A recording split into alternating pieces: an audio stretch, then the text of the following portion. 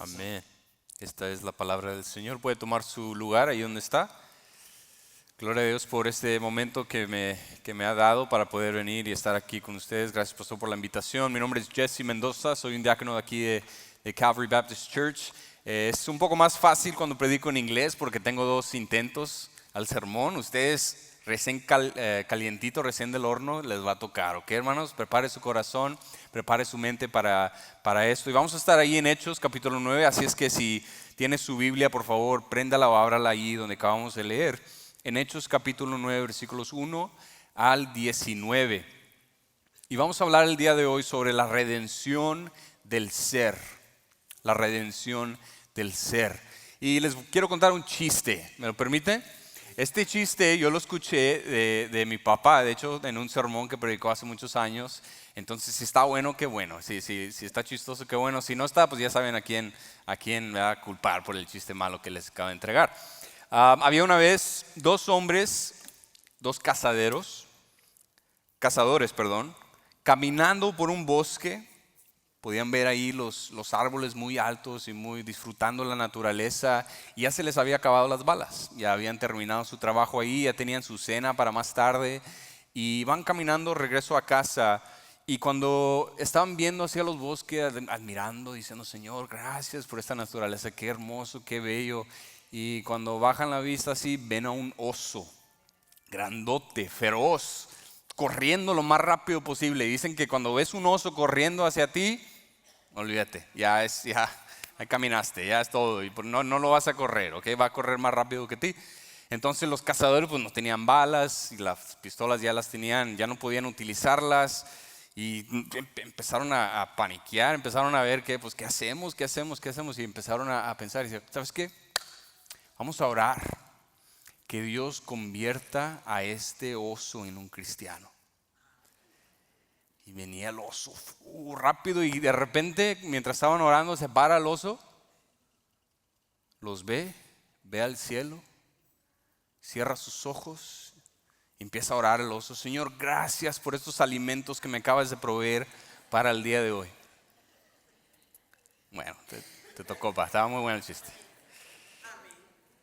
La conversión de este oso tenía un momento donde tenía la vida antes de Cristo y después de Cristo. De hecho, la historia de la humanidad fue dividida en 2: tiempo antes de Cristo, o hace, o después de Cristo, y después de Cristo, que en latín es anno Domini. Y es el tiempo del Señor, el año del Señor. Fue dividido en 2. Y si tomamos esta analogía, también nuestra vida cristiana tiene ese momento donde fue dividido en 2. En el momento donde nos convertimos al Señor, creemos, le pedimos perdón, y el Señor divide nuestra vida antes de Cristo y después de Cristo. Había un tiempo en nuestra vida donde Jesús no era rey de nuestra vida, no era el rey de nuestro corazón. Y luego hubo un tiempo donde sí era el rey de nuestro corazón. Y el apóstol conocido como Pablo también tuvo esa propia división. Un momento decisivo en el cual el curso de la historia cambió mientras él iba dirigiéndose hacia Damasco. Veremos cómo el Señor redime cada aspecto de nuestras vidas en este pasaje que vamos a leer, y utiliza lo que ya tenemos para hacerlo aún mejor. Él usa lo antiguo para enriquecer lo nuevo. Entonces, déjenme darles un poquito de contexto de lo que acabamos de leer.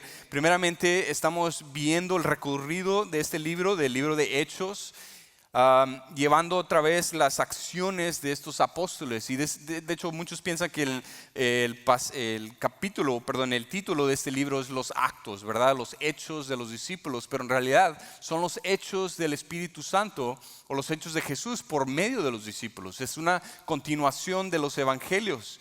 Y vimos que es una narrativa donde relata cómo fue edificada la iglesia primitiva, y al mismo tiempo es un llamado hacia la iglesia moderna, a la iglesia de nosotros, donde estamos usted y yo en este tiempo, para proclamar nuevamente la historia de Jesús y vivir de nuevo las verdades que contiene este libro. Vimos en capítulo 1 cómo la promesa de Jesús y del Espíritu Santo los impulsó a su pueblo, impulsó a su pueblo a alcanzar el mundo. Lo vemos en Hechos capítulo 1 versículo 8, alcanzar a todo el mundo, empezando en el lugar donde estaban, en Jerusalén. Y luego vemos en el capítulo 3 al 7, donde el nuevo templo del Señor ahora es los creyentes, ahora somos usted y yo. Y ellos fueron llamados a predicar el mensaje del reino de Dios. Y tenía ciertas consecuencias ese mensaje. Era para bendición de la vida de ellos y para que otros alcanzaran este mensaje, esta salvación por medio de Jesús. Pero a la misma vez tenía consecuencias de persecución, porque había muchos que no estaban de acuerdo con este mensaje. Y vimos que esta persecución los hizo que salieran de Jerusalén, donde inició todo esto, la partida en Jerusalén, y pasando a proclamar este mensaje a las demás ciudades, a Samaria, como vimos en el capítulo 8 de la semana pasada, donde Felipe pudo hablar a este hombre, el Ethiopian eunuch, donde él pudo compartir con él, y vemos cómo habló no solamente a las multitudes de gente cuando predicaban, sino habla también al individuo, a la persona, y vimos ahí en el capítulo 8. Y ahora estamos en el capítulo 9. Damos un vistazo aún más cerca al siguiente paso de la iglesia, y este siguiente paso tiene que ver con un hombre llamado Saulo. Este capítulo nos lleva a un momento donde cambió el curso de la historia, porque ahí tenemos nuestras escrituras, donde la mayoría del Nuevo Testamento fue escrito por este hombre llamado Pablo, llamado Saulo, y cómo él fue un escogido del Señor a traer el conocimiento de Dios y los fundamentos de nuestra fe.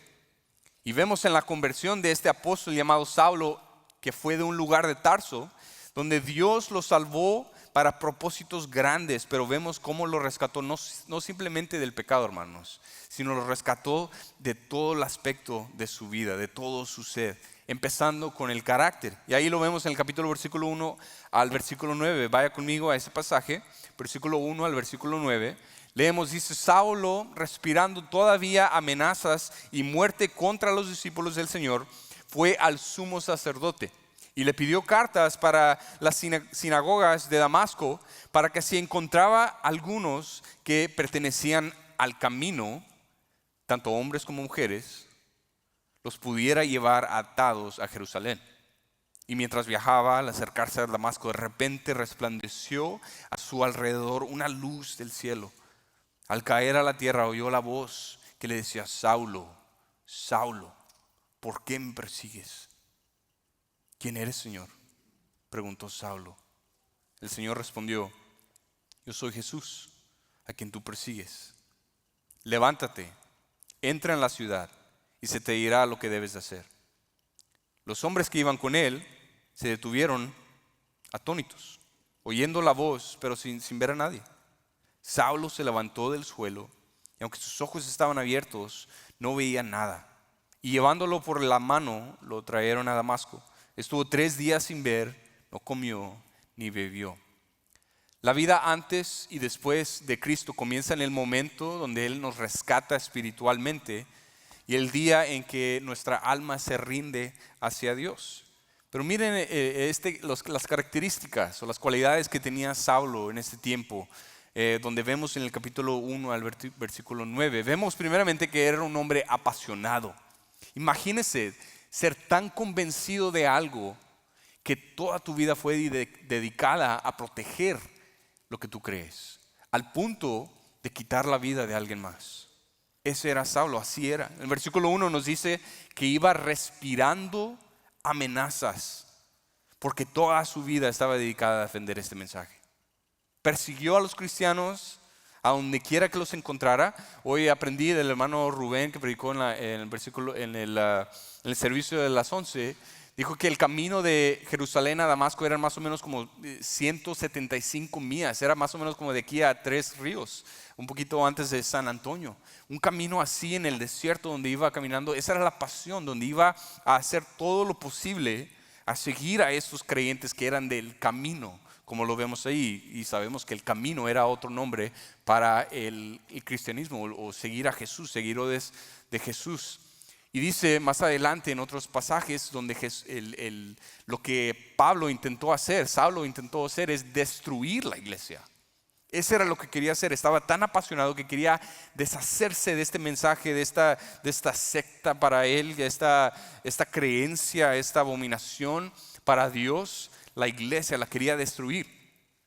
Y por eso era necesario un encuentro que tuvo así con el Señor, donde la luz lo resplandó. Y muchas veces en las pinturas vemos a Saulo en un caballo cayéndose hacia abajo, ¿verdad? No nos dice que estuvo en un caballo y se cayó para abajo, ¿verdad? Pero sí que fue intenso, donde cayó al piso.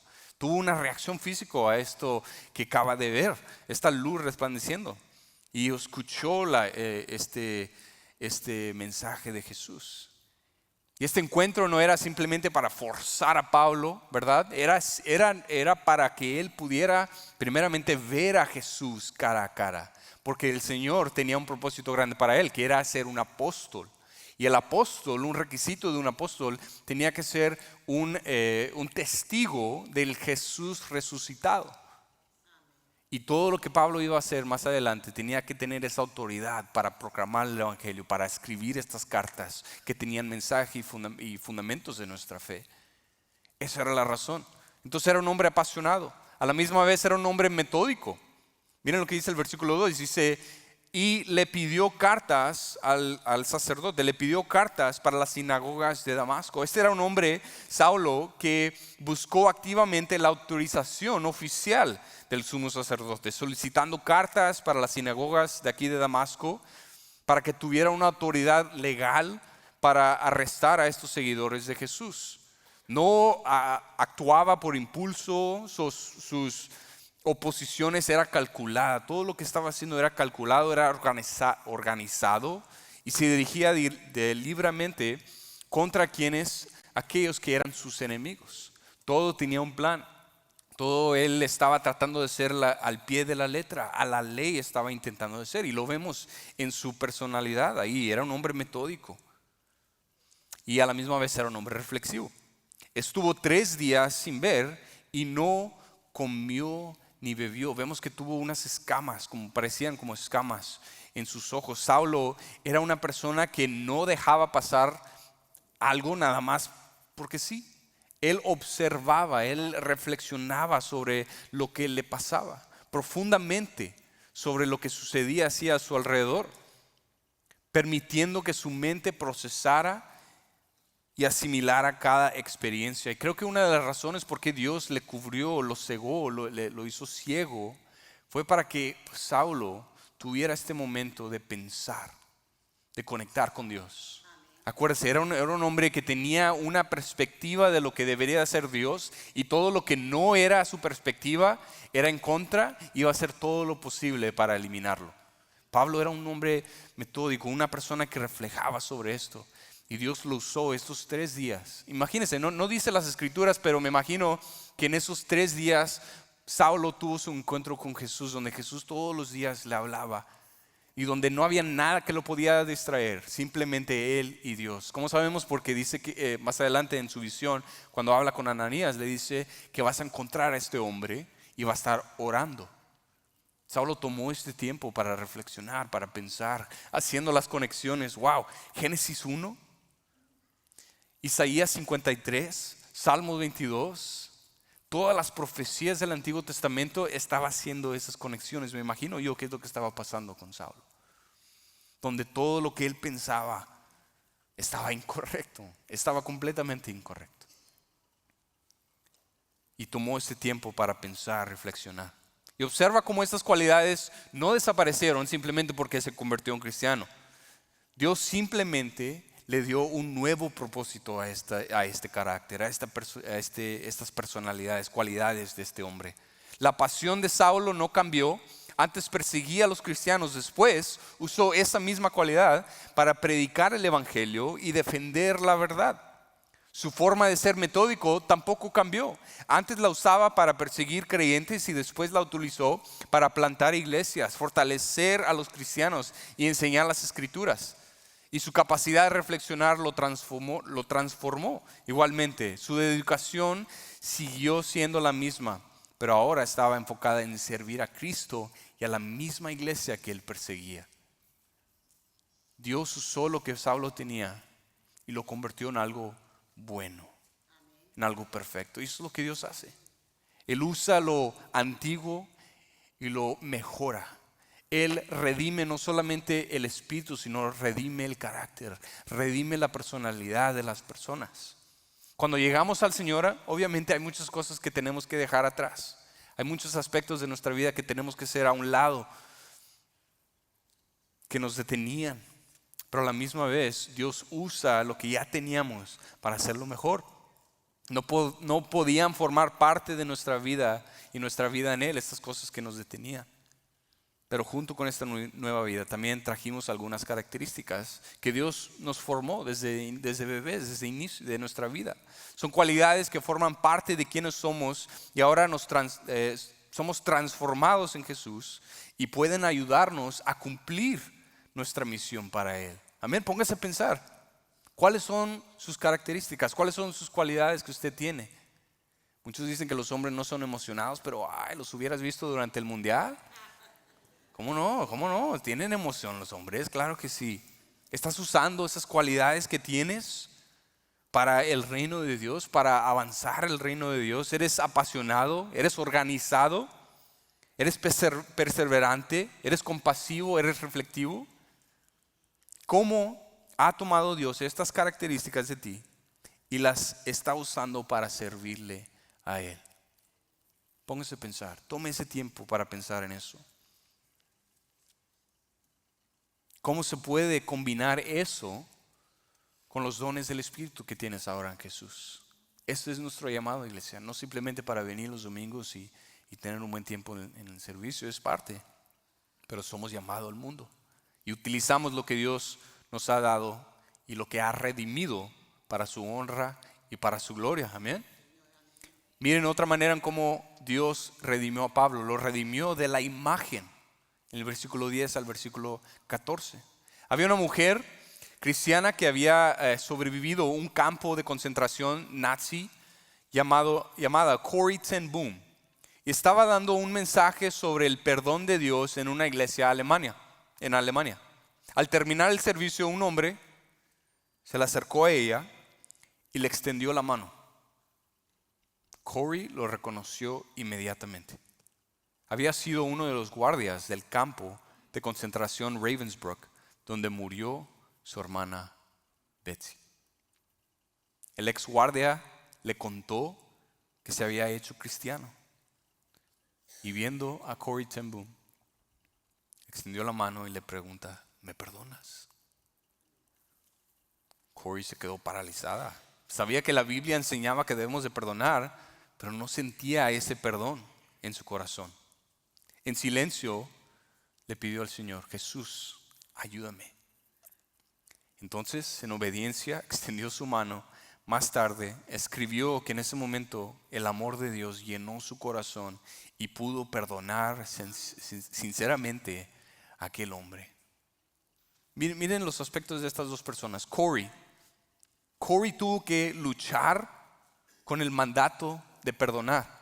Para ella, aquel hombre no era simplemente una persona, era un recordatorio del sufrimiento, de la injusticia de ella misma y de la muerte de su hermana. Tuvo que aprender a verlo como alguien por quien Cristo también había muerto. Reconociendo que no tenía fuerzas para hacerlo, ella oró y le pidió a Dios para la capacidad de perdonarlo. Lo que no podía lograr con sus emociones, Dios lo hizo posible por medio de su gracia. Ahora miren el ex guardia. Antes de acercarse a Corrie, ya había ocurrido algo que nadie podía ver. Un arrepentimiento genuino entre él y Dios. Su vida había cambiado, aunque las personas a su alrededor todavía lo veían a través de su pasado. Y también necesitaba que su imagen fuera restaurada. Sabía que muchos tendrían dificultad de verlo mucho más que ese ex guardia de los nazis. Y miren el versículo 10. Había en Damasco cierto discípulo llamado Ananías, y el Señor le dijo en una visión: Ananías. Aquí estoy, Señor, contestó él. El Señor le dijo: levántate y ve a la calle que se llama Derecha y pregunta en la casa de Judas por un hombre de Tarso llamado Saulo, porque él está orando.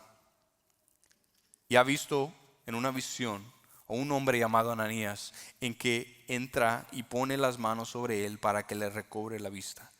Pero Ananías respondió: Señor, he oído mucho acerca de este hombre, cuánto mal ha hecho a tus santos en Jerusalén, y aquí tiene autoridad de los principales sacerdotes para prender a todos los que invocan tu nombre. ¿Ven la semejanza ahí entre Corey y el ex guardia? Ananías tuvo que ver más allá del perseguidor y aceptar que Dios había transformado a Saulo. Humanamente tenía razones para desconfiar en él, obviamente, en todo lo que había escuchado de Pablo. Pero él, Ananías, aún con eso, decidió obedecer al Señor y decidió creer que en la obra redentora de Dios.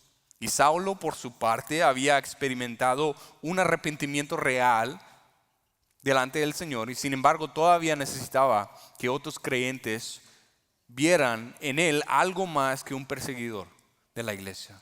Necesitaba que su imagen fuera redimida dentro de la comunidad cristiana también.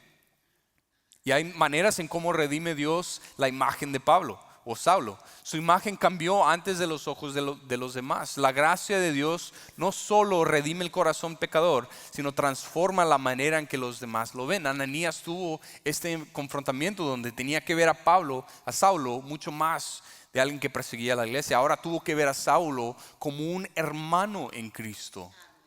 Antes Pablo cazaba a estos hermanos y ahora es alguien que es parte de la misma familia de Ananías.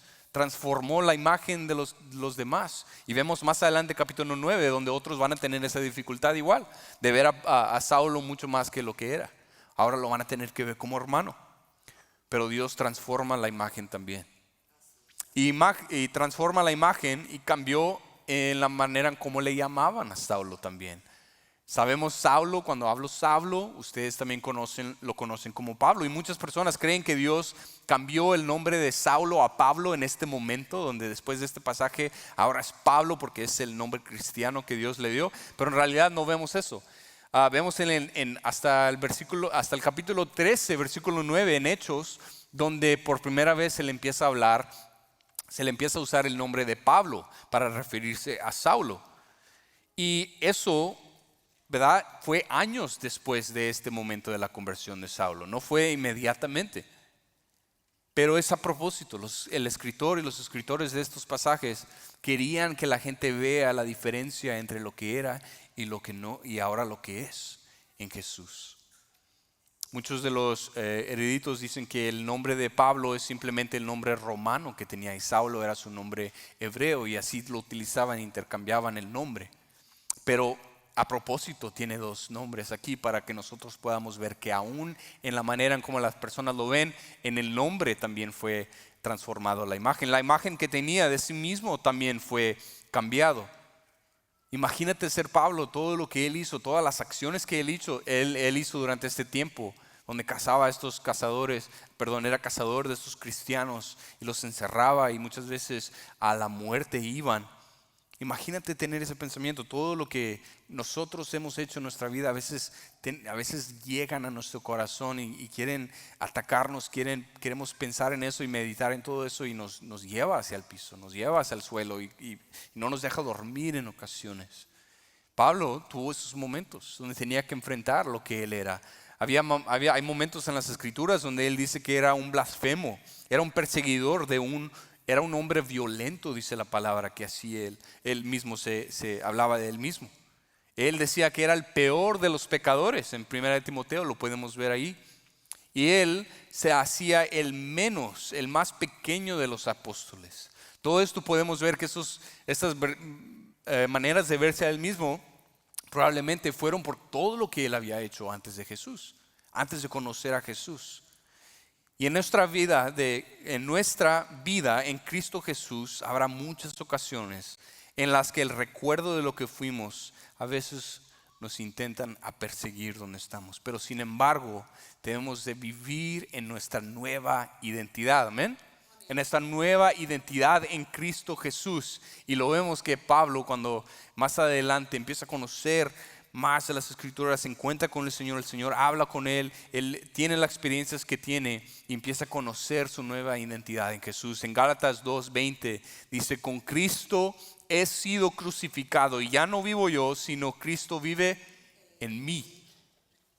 Y la vida que ahora vivo en este cuerpo, la vivo por la fe en el Hijo de Dios, quien me amó y se entregó por mí. También afirma en 2 Corintios 5:17, dice: por lo tanto, si alguno está en Cristo, ¿qué? Nueva criatura es. Las cosas viejas pasaron y todas son hechas nuevas. Todo lo viejo que había hecho Saulo, las viejas cosas pasaron. Y eso son tres palabras ahí, las cosas viejas. Hermano, nada más usted y el Señor sabe sus cosas viejas. Nada más el Señor y usted, quizás su esposa, su esposo, su familia, conoce de donde el Señor lo rescató. Pero todos los días debemos de vivir en nuestra nueva imagen, nueva criatura somos en Jesús. Y aunque las consecuencias de nuestro pasado a veces nos persiguen y están ahí con nosotros y debemos de confrontarlas, ¿cómo que no? Todo lo que hemos hecho tiene consecuencias. Mas sin embargo, nuestra identidad ha sido transformada por Cristo. Ya no somos definidos por lo que fuimos, sino por lo que Él ha hecho por nosotros. Amén. ¿Estamos viviendo nuestra nueva imagen? ¿Estamos viviendo nuestra nueva identidad en Jesús? ¿O nos ha redimido Dios de eso también? Y finalmente vemos que Dios redime aún el cuerpo de Saulo. Versículo 15 al 19 dice: pero el Señor le dijo: ve, porque Él es mi instrumento escogido. Imagínese ser un instrumento escogido por Dios para llevar mi nombre en su presencia a los gentiles, de los reyes de los israelitas, porque yo le mostraré cuánto debe de padecer por mi nombre. El versículo 17 dice: Ananías fue y entró a la casa, y después de poner las manos sobre él, dijo: hermano Saulo. Ahora, ¿cómo lo ve? Como hermano. Es la nueva identidad de Pablo, es la nueva imagen de Pablo, un hermano en Cristo. Hermano Saulo, el Señor Jesús, que se te apareció en el camino por donde venías, me ha enviado para que recobres la vista y seas lleno del Espíritu Santo. Al instante cayeron de sus ojos como unas escamas, y recobró la vista, y se levantó y fue bautizado. Tomó alimentos y cobró fuerzas. El sufrimiento de Pablo iba a ser de todo aspecto de su ser. Iba a ser espíritu y iba a ser cuerpo. Un sufrimiento del espíritu y un sufrimiento del cuerpo. ¿Por qué? Porque las mismas manos que utilizó para ordenar la captura y la muerte de los cristianos fueron las mismas manos que serían atadas por causa de Cristo. Los mismos pies de este hombre Saulo, que utilizó para recorrer ciudades en búsqueda de otros, serían los que llevarían el mensaje de Dios a lugares donde nunca antes había llegado. Y el mismo aliento, ¿se acuerdan el aliento? Que utilizó para amenazar a los creyentes, sería la misma que usaría para animarlos y para fortalecer a esos creyentes, a esos cristianos. Todo aspecto de Pablo fue redimido, no simplemente de sus pecados, sino aún su cuerpo. Lo que Dios utilizó para que este mensaje sea llevado a todo el mundo. Otro aspecto realmente maravilloso de este momento es la participación de Ananías. Hubo una interacción humana que acompañó todo este proceso que vemos aquí. Esto permitió que Ananías colaborara con Dios para confirmar el propósito divino de Pablo. Y al poner las manos sobre Saulo, estaba imitando a Jesús.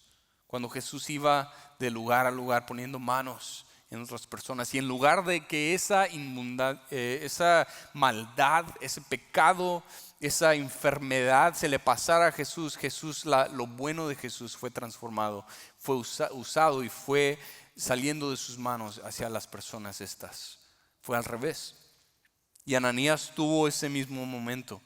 Y al instante cayeron de sus ojos, dice el versículo 18, como unas escamas. Y recobró la vista y se levantó y fue bautizado. Su cuerpo fue bautizado, fue tomado, fue procesado, fue puesto bajo del agua. Y cuando salió representaba esta nueva vida en Jesús. Y eso es lo que es el bautizo. Es una imagen física de lo que sucede espiritualmente.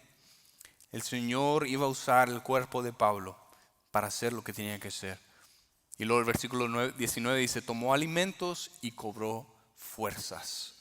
Pudo tomar el tiempo de estos 3 días donde estaba ciego, donde Dios lo estaba pasando por ya se imaginan lo que Pablo pasó durante este tiempo.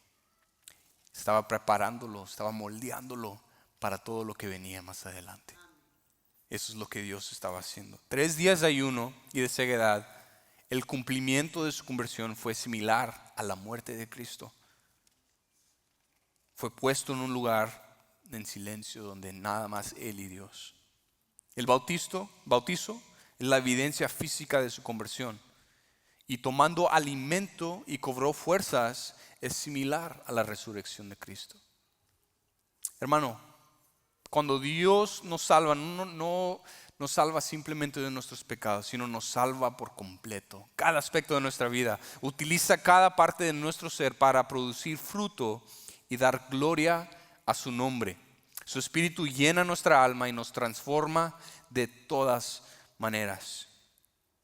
Y a ti, hermano, que aún no has tomado esta decisión de seguir a Jesús, de ser redimido por Jesús, ¿qué esperamos? Este llamado que Dios le enseñó a Pablo, este llamado de hablarle a Pablo directamente, es el mismo llamado que el Señor está utilizando para ti el día de hoy. El mismo mensaje mío es el mismo mensaje del Señor para tu corazón. Te quiere redimir, te quiere ser transformado. Y no sé tú, pero las escamas de mis ojos ya no están ahí. Yo he visto a Jesús. Yo no sé tú, hermano, pero el Señor ha redimido mi personalidad. Ahora lo que tenía antes, ahora lo uso para la honra y la gloria del Señor. Yo no sé tú, pero la imagen, ojalá que mi imagen sea mucho más parecida a la de Jesús. Constantemente me está redimiendo mi imagen. Yo no sé tú, pero mi redención, mi cuerpo, ahora el Señor lo utiliza para su honra y para su gloria. Obviamente vamos a fallar, obviamente ese es parte de nuestra vida. Pero el Señor constantemente nos quiere transformar. Yo no sé tú, pero ahí es donde estoy yo. Y este momento es directamente para el que el Señor lo use y te use grandemente. Donde antes de Cristo tuviste y ahora estamos en el después de Cristo. Ahora todo lo que hacemos es para su honra y para su gloria.